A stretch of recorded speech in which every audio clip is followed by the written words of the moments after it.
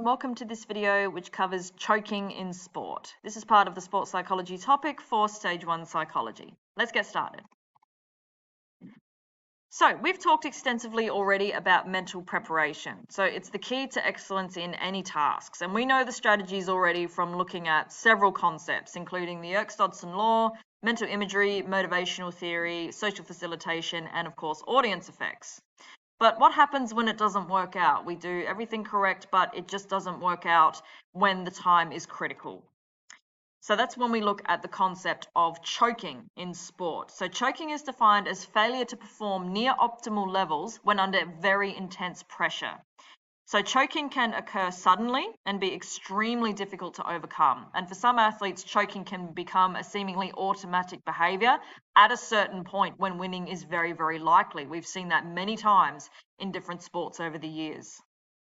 So usually choking is explained by the flight, fight, or fright response, which puts athletes or the competitor in the wrong level of arousal.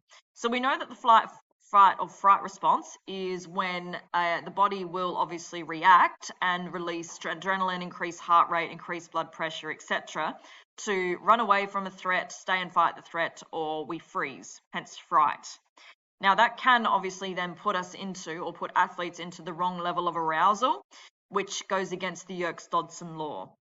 So that increases stress, which leads to the distraction from the audience, and then obviously decreases mental imagery and focus, which leads to choking, all right, when someone is likely to win. So it can be a very difficult behavior to break, and regaining confidence afterwards can be a very time-consuming process.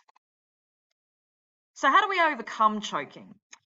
Some methods include learning relaxation techniques such as deep breathing and meditation to calm the body down and get into the OLA, as we've talked about before.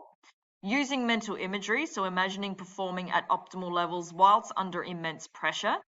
Training as if you are at a crucial stage in the event, so treating your practice or training sessions as if you were actually competing at a vital competition. And learning techniques to block out the crowd. So many athletes will actually avoid reading, listening, or talking to the media prior to an event. They'll often stay off of social media as well, because reading certain comments or certain things may actually then trigger them to become nervous or doubt themselves, which will throw off their level of arousal and, of course, their mental imagery preparation. So these are the main ways that sports psychologists will work with athletes to overcome choking and still stay in the correct physical and mental mindset. I hope you found this video useful. As always, if you've got any questions, let me know. Otherwise, happy revising.